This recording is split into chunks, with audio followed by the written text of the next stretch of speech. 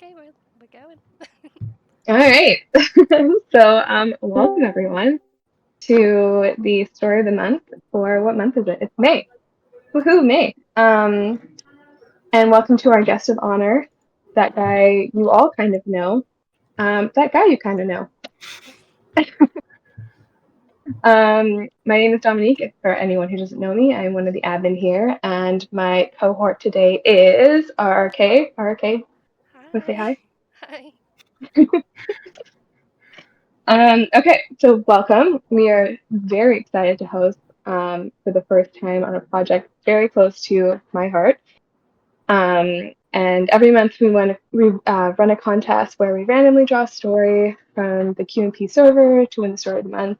And this month was one of our OGs, that guy you kind of know. You want to say hi? Yeah, I'm Sherman, otherwise known as that guy you kind of know on the server. So welcome. Um, yeah. Okay. Okay, so we're so happy with the turnout. This is amazing. And like most of you we know, if anyone is first time server member, welcome. Um,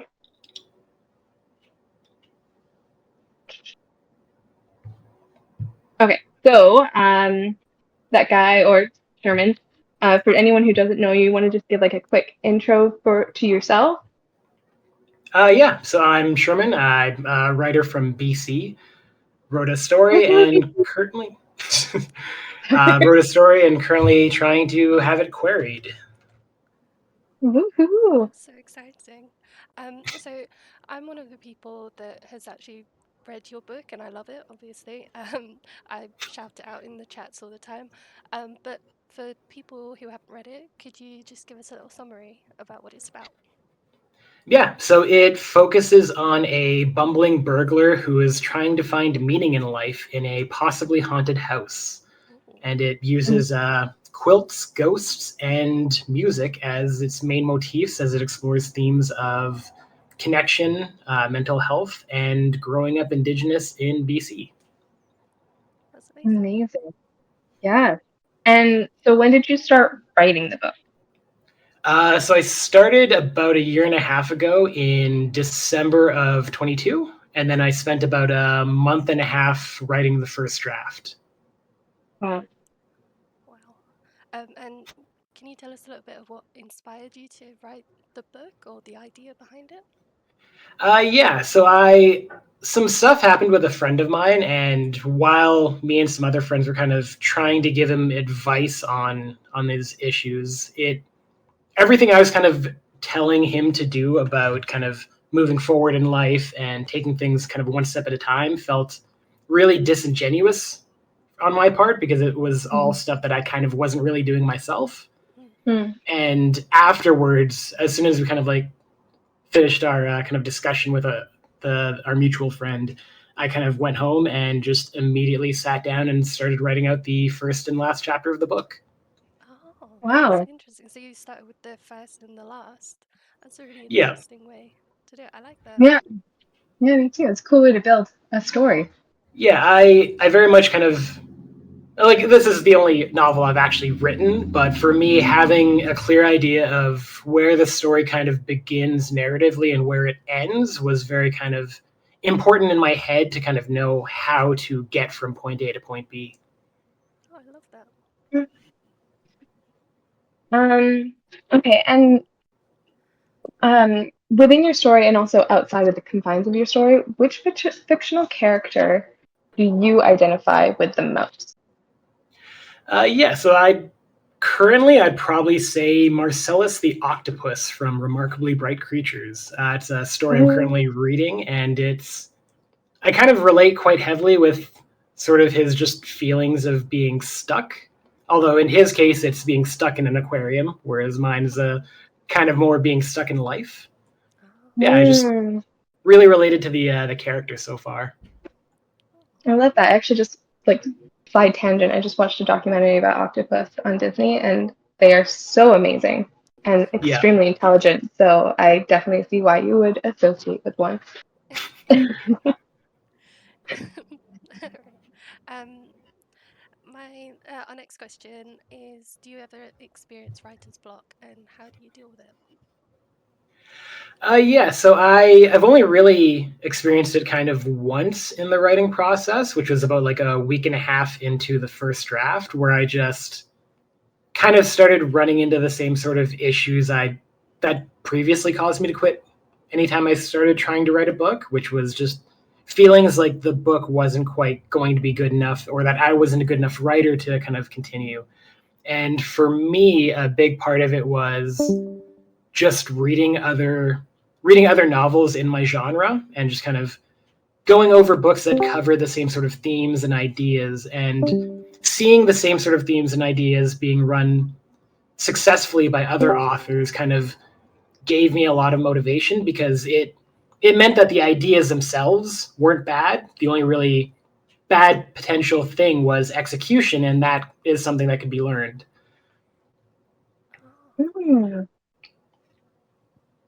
Okay. Okay. And then, what is the significant way your book has changed since that first draft? Even since like first writing the beginning chapter and the last chapter, has it changed significantly, and how?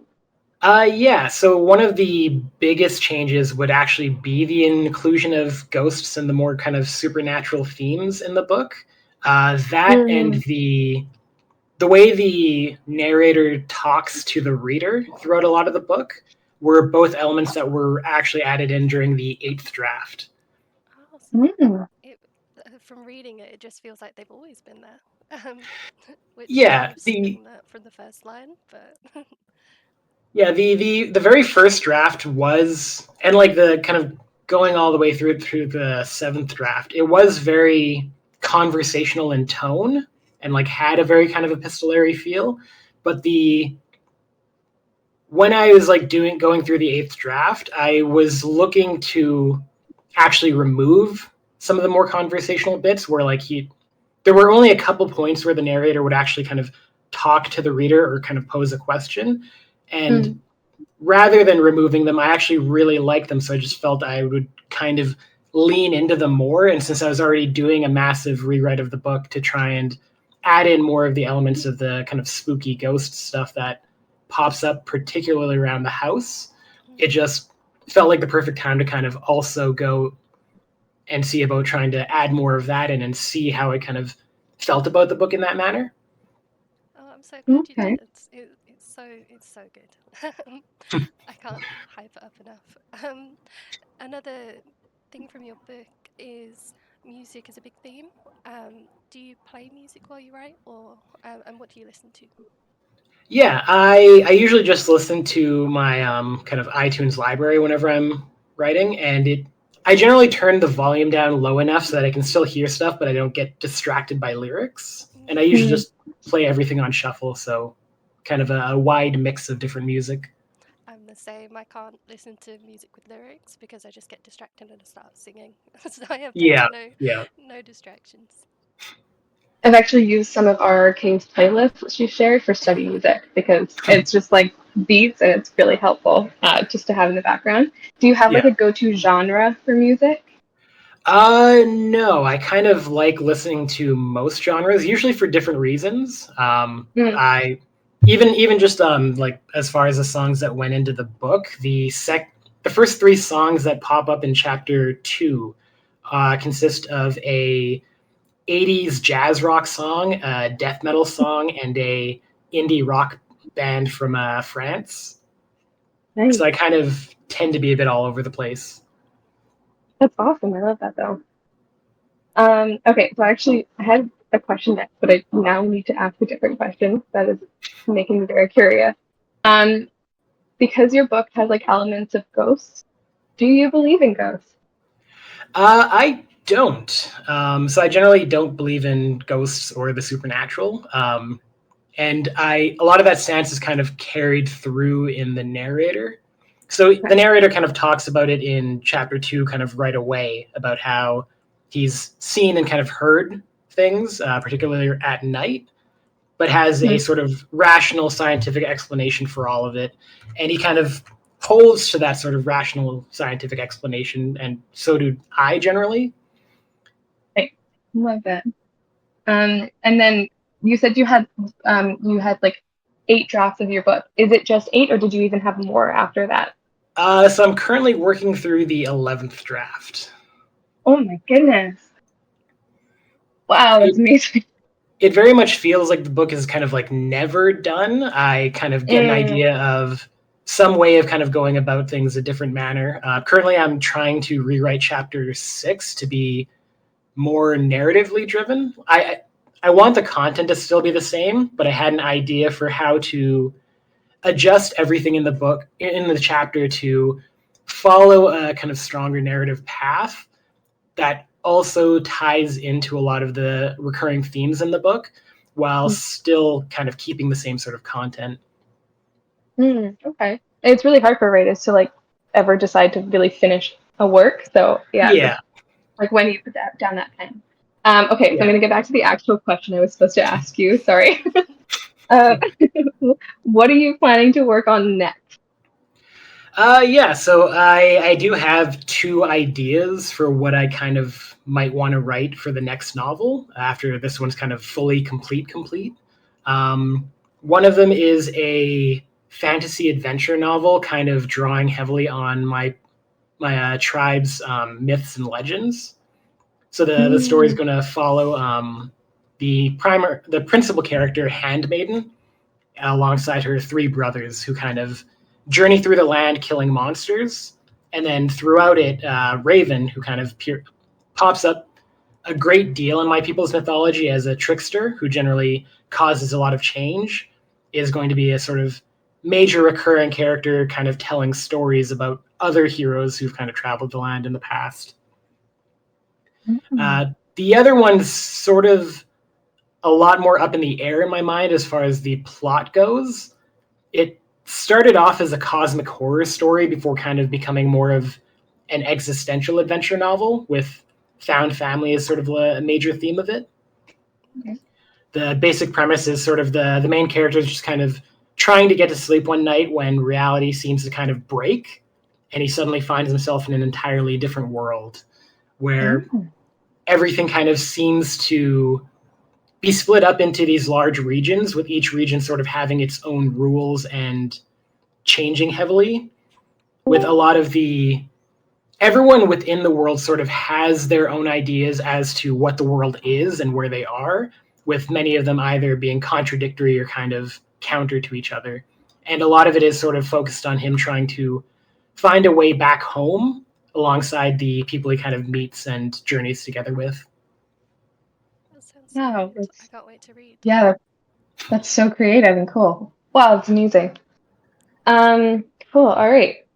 So the next question, how do you use social media as a writer? And then also like do like a self-promo shout out if you want for all your social medias.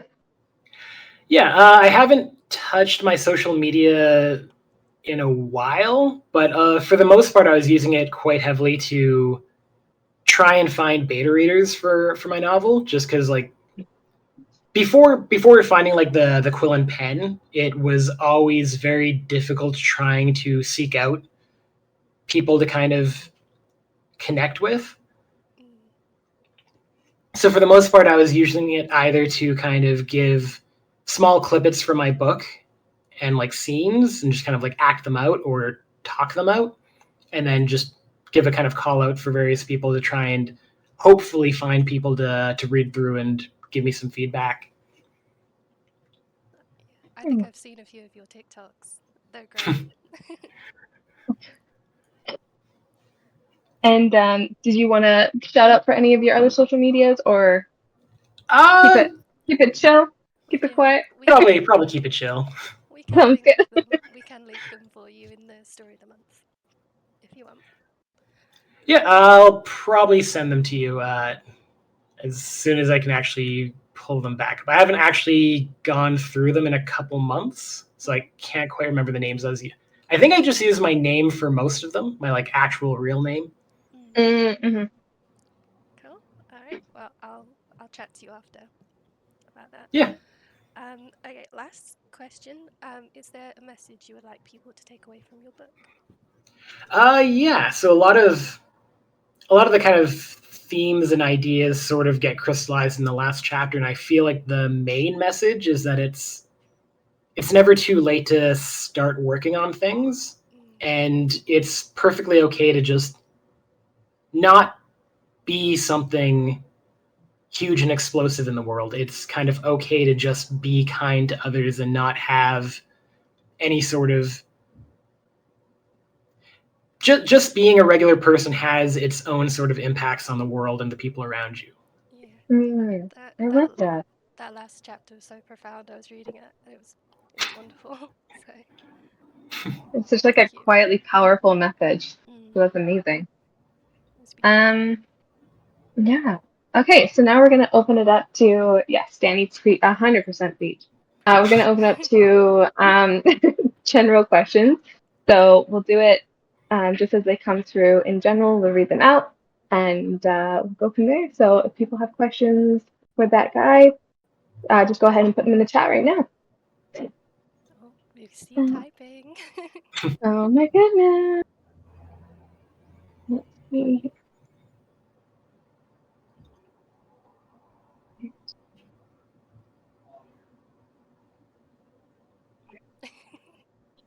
Um, just a side question. Do you have like a time frame for when you're going to start working on your other stuff?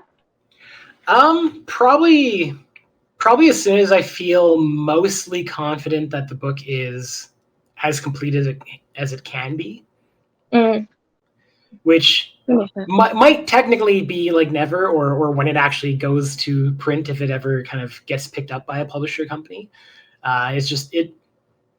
I do feel very much like I'm constantly kind of going back and reassessing sort of things here and there. But I do feel like once the book is like mostly at a stage where I feel comfortable that it's complete, I'll probably start writing something other than short stories and get to work on one of the novels. nice. Okay, so we've got a two-part question from Miss Danny. First one, most important. What's your favorite menu item at Wendy's? That would definitely be the bacon mushroom melt. It's a promotional item that comes by once a year and is absolutely delicious. One of the best burgers I've ever had. I know I'm gonna try it when I'm in Canada next year. Yeah, heck yeah. So Wendy's really close to our house. And then she asked, what house? I'm gonna assume this is like Harry Potter house. Yeah, Ravenclaw. Oh, nice, nice. Of course. I'm a Hufflepuff. If you could guess. I should I'm have known shocked. mine. I'm shocked and amazed. It's all that niceness that she has. And I like fairy. Okay. Oh, so yeah. All right, Kay, do you want to do the next one? Yeah, this one comes from Plastic Flowers. What do you think is the biggest thing you've learned through the process of writing the book?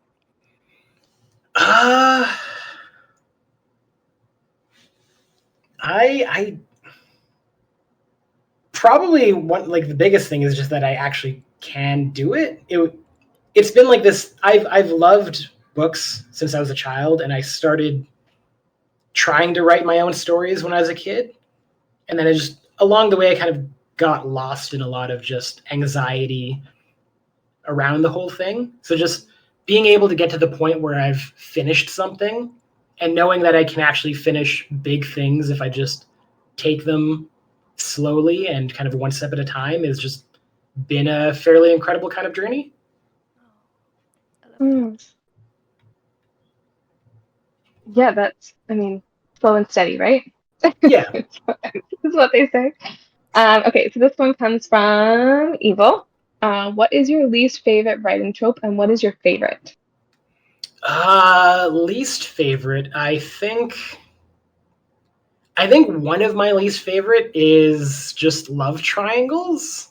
I I just it inevitably falls into a lot of the time one of the characters just doesn't really there's really like not as much of a build up for one of the characters, and it's very obvious that the author is rooting for the other character. Oh. So you kind of it's not going to go anywhere. So either you don't like the character and it's just distracting from the romance you really want, or you do like the character and you're disappointed because you know it's not going to go anywhere. Oh, I And 100% sometimes you just have agree. like that third character who just doesn't even know what's happening. So Yeah. you're like, is it really a love triangle? I Yeah. don't know. But as for favorite, favorite trope, I I'm not really sure. I feel like a lot of tropes tend to have like examples of being done really really well. So for the most part, I'm not entirely sure I could choose one because I feel like there's so many that just end up hitting the right spot in the right book. Nice. Mm. Sorry, I just took like a really big gulp of tea at the end of that. I couldn't say something. Can you shush? Do you have a? Oh my god, he's like high on caffeine right now. Um, do you have a favorite book though? Like just like ultimate favorite novel. So for a long time, it was Shade's Children by Garth Nix through like much of my teen years. It was just a book that I really, really dug and liked, just as far as the world building went and the sort of implications behind a lot of the revelations in the book. Much more recently, I feel it's been um, probably the third book in the Stormlight archives. Just the way it kind of came full. The story kind of builds up a certain character a certain way through much of it, and it's sort of the final chapters of it really kind of bring their story to fruition, and the way their journey kind of came about and where it led just felt really impactful for me, and I just absolutely loved it. Nice. Okay. RK, you want to do Gabe? Oh, yep. Okay. How do you maintain consistency and motivation when writing in general while also managing responsibilities like work and chores? Good question. Uh, while maintaining responsibilities, I think a lot of it came down to finding a specific point in time where before I had anything else to do and like before I kind of had all of the other stuff kind of intruding on it. So for me, when I was writing the book, it usually came first thing in the morning. As soon as I woke up, I just sit down and just start writing. And just before anything else, before I started looking for updates to stories or manga that I read weekly, or before I started exercising for like a workout, or before I had any other responsibilities, I just immediately get to that before having like any other thoughts. And it generally helped me kind of be very consistent as just my immediate wake up kind of routine. And then as far as motivation goes, a lot of it just came down to always thinking of just the next line or the next word and not really thinking about anything like how far from done I was or anything else involved in the process. Nice. Hmm. Side Yeah. note, I'm gonna come to you for manga recommendations because I love them. So I'll be chatting with you later. Be prepared for that. Okay, and this is from Hard Blue. What's your favorite bit in your book? So one of my favorite's probably the final line, just because of how it kind of ties everything together. As far as like everything in the book kind of went, the last chapter is very kind of heavy on emotions and like philosophy and just thoughts in general. And having the last line be what it was and kind of ease up on a lot of it while still tying into a lot of the themes, just, it just ended up being something that I sort of felt very strongly about at the end of it. It's a very powerful last line is always a good way to end a book as well. Yeah. Definitely. It keeps your readers wanting more. I feel like I can't comment on it because we're being shouted for no spoilers. Yeah. All I'm right. getting so many questions. I have to scroll. I love this. um, all right. Who is your favorite character in your book? I so there's really just like the two principal characters who are kind of there throughout the entirety of it, and of the two, I'd probably say you, the person that the narrator's constantly talking to throughout. Yeah. Just because like I I put a lot of myself into the narrator himself, so I there's a lot of things I don't always like about myself or like things that I've done in the past. So I tend to be pushed a bit further away from him. Whereas like you is sort of this constant companion that was kind of built up throughout the book. And I just very much liked the way the relationship sort of kind of progressed. Mm. There's a really funny part with you when he feels like he's. Oh no, that's spoilers. I'm just gonna say I love the bit in the basement. Yeah, I wrote that initially as a funny joke before one of my other beta readers kind of felt betrayed by it, Mm, but I very much felt like it fit sort of the sort of way it was all kind of built up. yeah, it was a good bit of Okay. humor in the scariness, Yeah. which I enjoyed. Okay, so our next question comes from Lisbon. What would you say to authors who have that same hesitancies or hesitancies in general? Yeah, I definitely say that like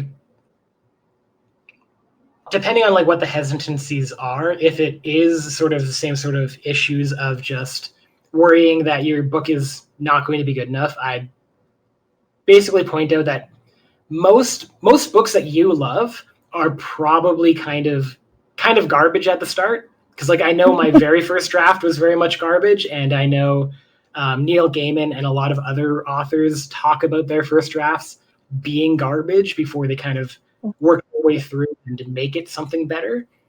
So if it's issues with like worrying like you're not good enough, that no author is good enough when they start a book. Like it's just the sort of simple fact of the process of honing and writing and rewriting everything that will eventually kind of make it good enough. Mm, Mm-hmm.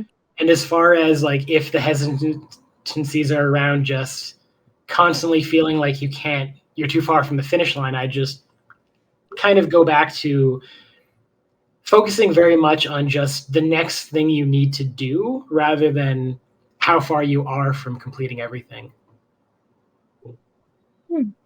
I feel like sometimes writers like we just never think we're good enough. oh, I think that about me. Yeah.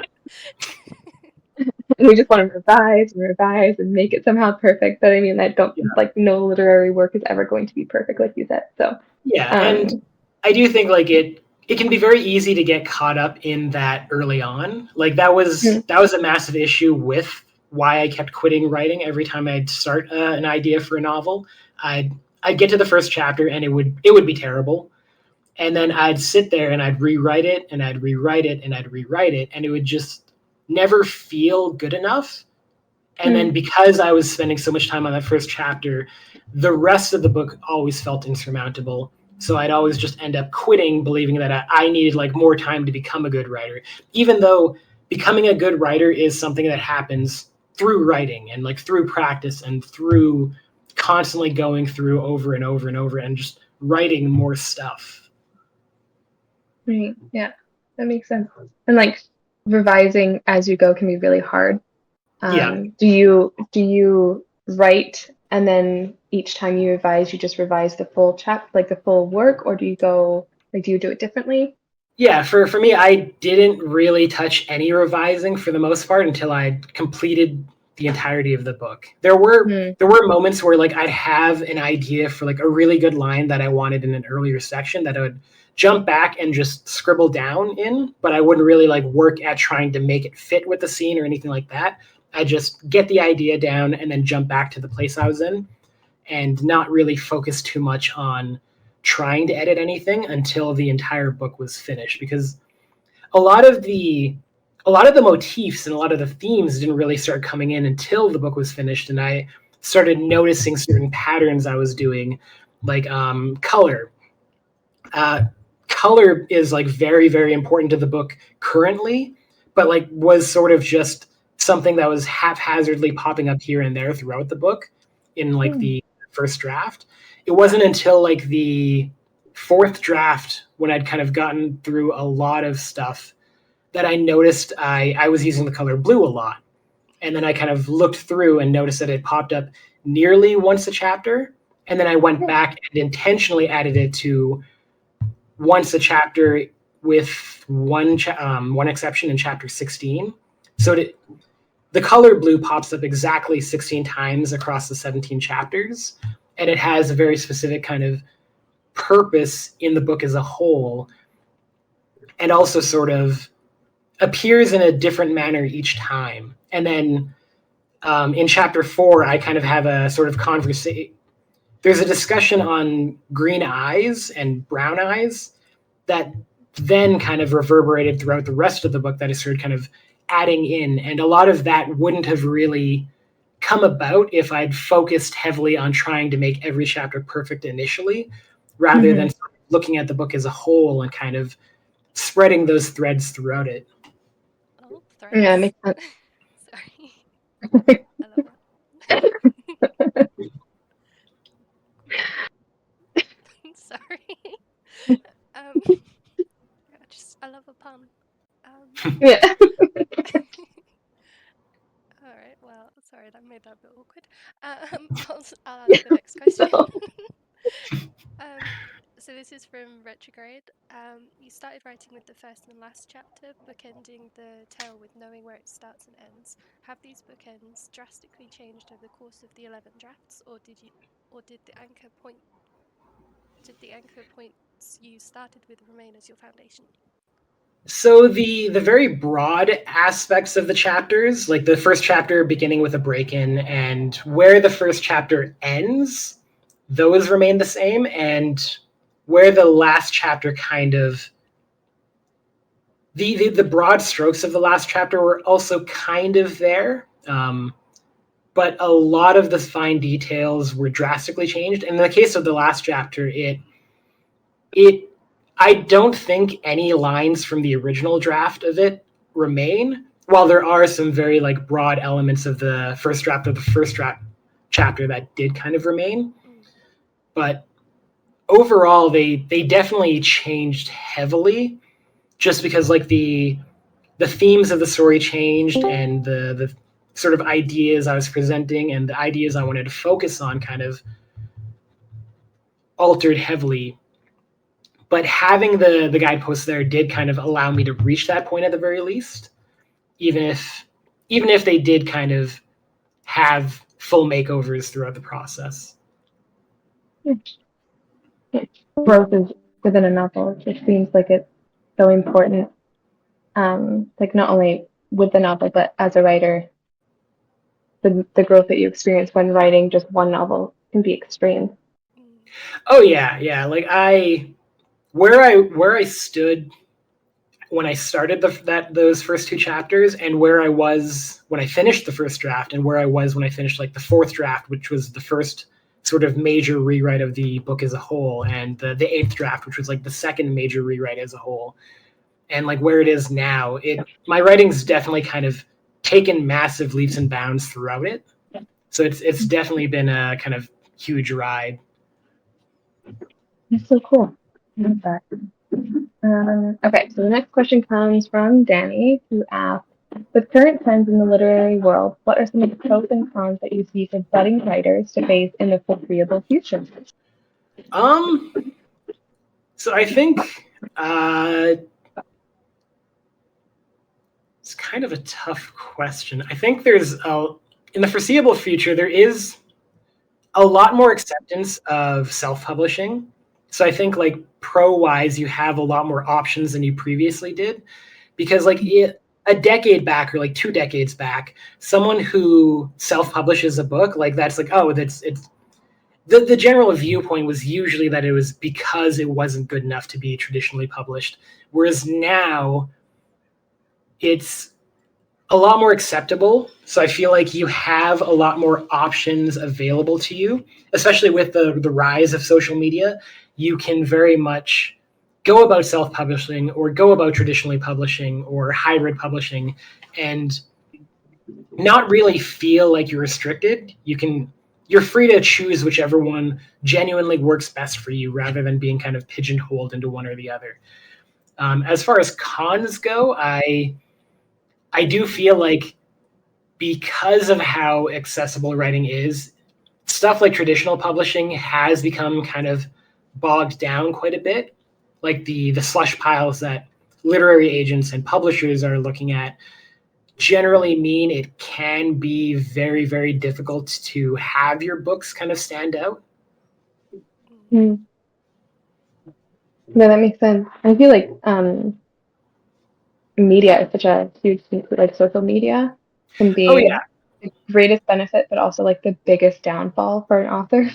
yeah. I I just I feel like only I only really got into social media because so when I completed the fourth draft of my book, I was like, okay, the book is probably done and good enough to maybe shop around to literary agents. It really wasn't. It really wasn't. But when I started looking at literary agents, a lot of them were constantly asking about social media, like, what do you have social media, and what's your social media presence? And it was a big part of why I eventually looked into actually looking at whether I might be able to do it and whether I might be able to enjoy it in the first place.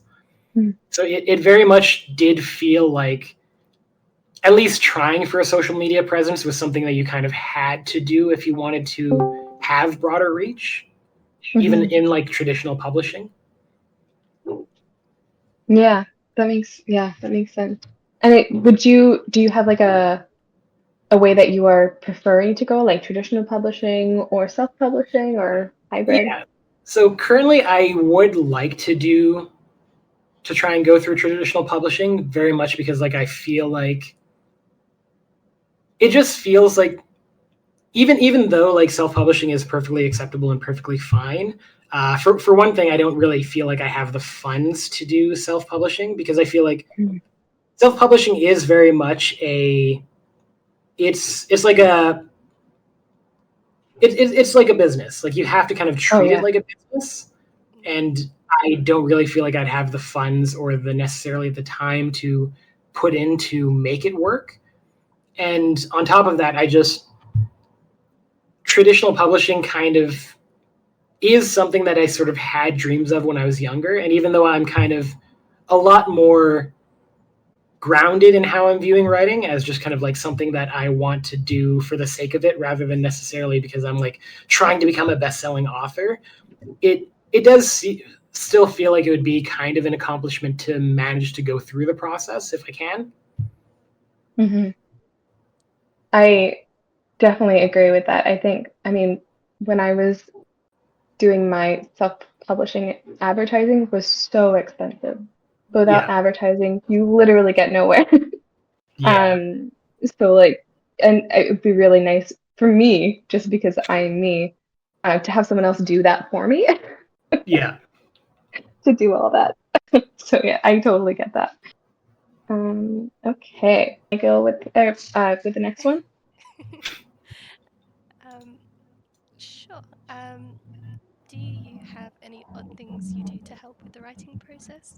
Are you talking or acting out the dialogue? And do you have any set the mood things that you do? Candles, smell good things, certain lighting. And this is from Nick. For odd things, I do have a habit of pacing kind of frantically around my apartment when kind of working through scenes. Mm. I'll just kind of like walk around in these large circles as I mentally work my way through the scene, and then once I have a kind of good enough grasp on where I want the scene to go and where I want it to kind of progress, I immediately sit down and kind of get the words onto the page as quickly as possible before I kind of lose the track. Ah, yeah, I like that. Do As you far as do? like setting the mood, I generally don't have anything specific. I do feel like I do get the best writing done when I just immediately do it in the morning or very, very late at night when I don't really have any sort of other things to do. I'm the the same. I'm a work at 1 in the morning sort of gal. Yeah. Much ado over a Miss Horror. So Are you the type of person that needs that like cup of tea or cup of coffee next to them when they're writing? I do drink vast quantities of Mountain Dew, more so when I'm writing, but I don't. I don't generally need anything specifically. A lot of the time, I do feel like I need a lot of sugar. When I'm like kind of on the sugar high is when I am very frantic at kind of getting a lot of the ideas down. mm, I work good on a sugar high too.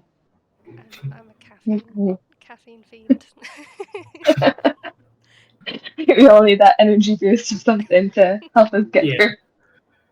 I need my fingers and my brain to work simultaneously. So, okay. Shout out for any last questions um, before we wrap things up. I see we have someone typing. Oh, Uh, Danny's apologizing for asking hard questions, but we love the hard questions. That is what makes us all think and cry together. And that's just a bonding experience. So, Yeah, and just part of the writing process.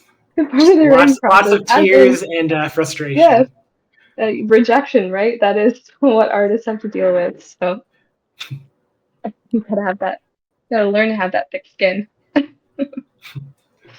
All right, let's see. Yeah, especially like going through traditional publishing because like you're going to see a lot of rejections and a lot of Oh, silence, mhm. which is like a big part of it as you just kind of go through literary agents.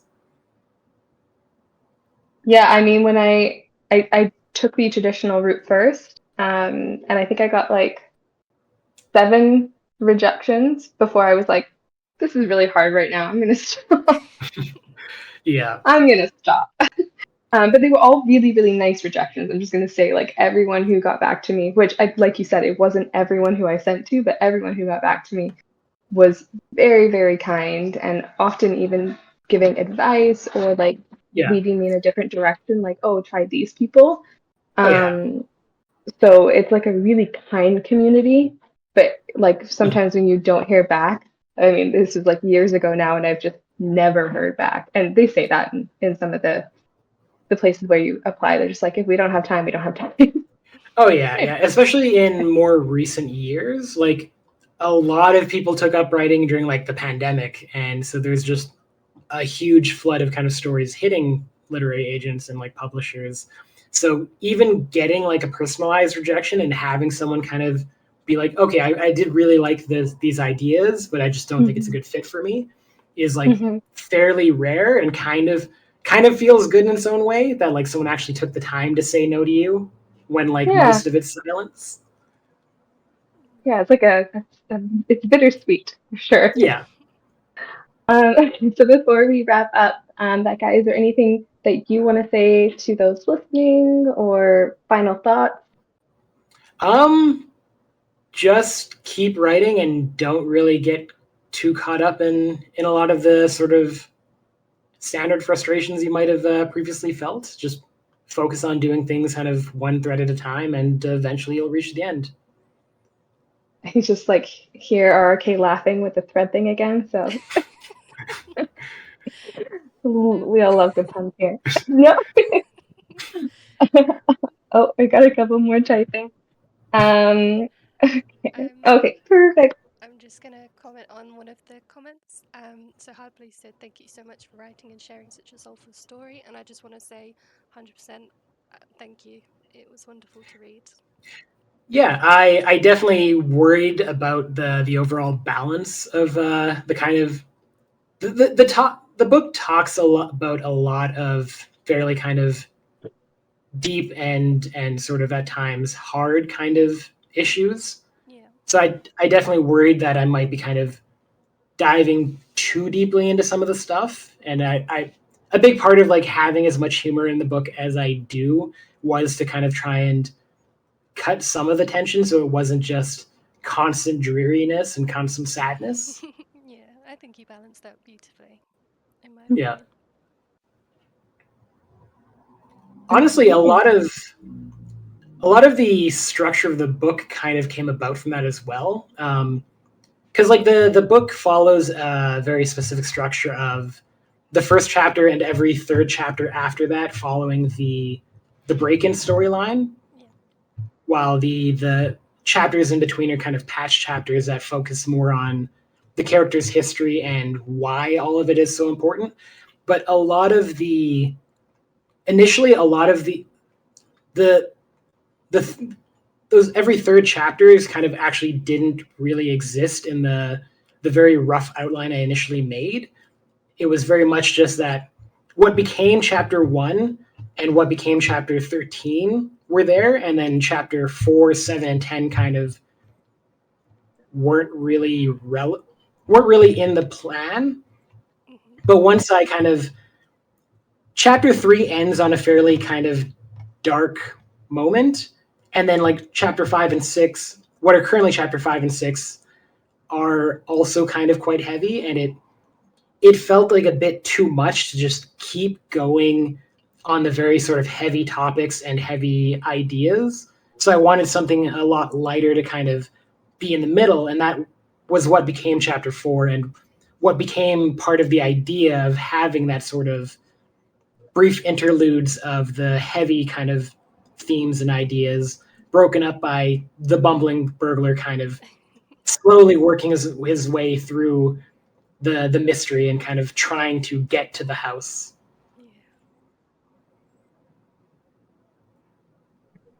Yeah. Okay.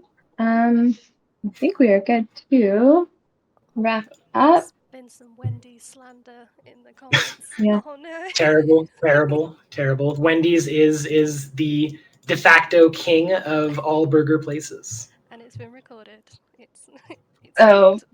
yeah. In fact, maybe Wendy's is different every place you go. Maybe Wendy's in America is different. I don't know. I don't know. Several people are typing. Oh wow, now this has really sparked a discussion. Oh, Five Guys is so And good. I so agree. the war begins over people's favorite fast food joints. All I think right. we're gonna have like a whole different story of the month interview just for fast food joint Mm, um, going forward.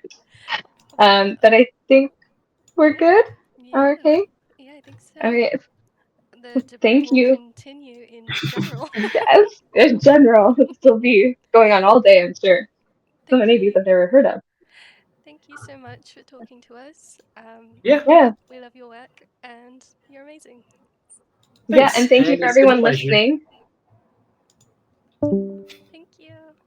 Yeah, thanks for everyone listening and putting up with our nonsense. And thank you so much for that guy and sharing all your thoughts and feelings. Really Yeah, appreciate that. All right. Okay, we Oh, are all good, bye. peeps. Have a great rest of your day.